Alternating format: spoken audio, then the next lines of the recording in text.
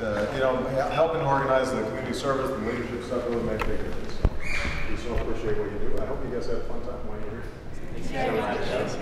So we're going to be sorry to see you go. Me too. Yeah. It's going to be tough on that last day. Should we go join the rest of the crew? Come on.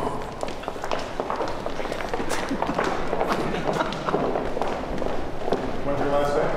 This Friday?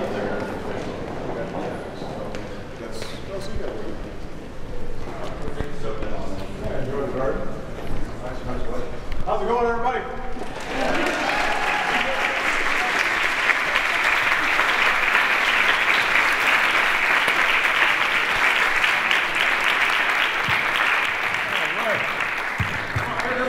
Have a seat. It is wonderful to see all of you.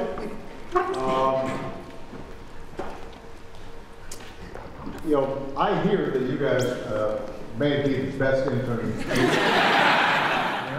That's a rumor on the street. Even if I can't confirm that, what I do know is that all of you have done extraordinary work.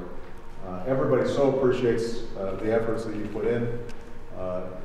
I know that you guys are spread out all across you know, the various functions of the White House, and you know, you do stuff that's big and you do stuff that's small, but all of it matters in terms of advancing you know, our mission, which is to try to keep the American people safe and prosperous, and do everything we can to give them the tools they need to improve their lives. So.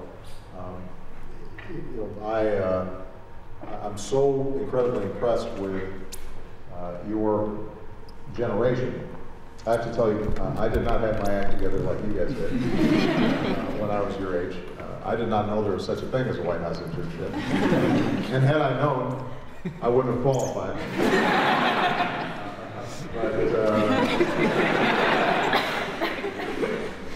But I hope that during your stay here, you have learned something. I'm sure that you've made some friendships and some bonds that will extend beyond your immediate experience here. But I hope you've also embraced the notion that public service is and can be a noble thing, and that it's worthwhile, and that it's interesting, and occasionally inspiring, frequently frustrating. But at the end of the day, you know, there's not too much that you can do that's more important than helping other people. And I hope you carried on that feeling regardless of what you end up deciding to do. It doesn't matter whether you run for office or start a business or go into a non-for-profit. I think the basic principle of giving back and being involved in something bigger than yourself is a pretty good approach to life. People who do that tend to be happier. There was actually a study that was done recently that showed that that people who give just tend to be more fulfilled, tend to be happier, and I think that's true. So you guys have a lot to give. I hope you continue to give. Usually, what I do is I take a few questions, but. Lawrence, are you okay? Why don't I take the questions, man? So you can get down from there if you want. We'll take a picture at the end. All right, I'll take a couple questions. Yeah. What's your name? You? Did I see you raise your hand? Yes, sir. Okay. Mr. President, my name is Alex Langton. I'm in the Office of Cabinet Affairs. My question for you is, as someone who receives a lot of advice from technocrats about what an ideal policy might be for education or for healthcare, and who reads a lot about these issues, how do you take that vision of an ideal policy and transform it into something that's politically feasible with your top advisors here? Well, it's a great question. My typical approach is to say,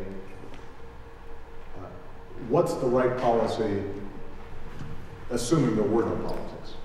And that's my starting point. So what I want to do is I constantly want to refine and establish, if I were emperor for a day as opposed to president, what is it that I would want to see happen? And once I've established that as sort of the true north, then I layer in political and budgetary considerations. And what we'll try to do is to try to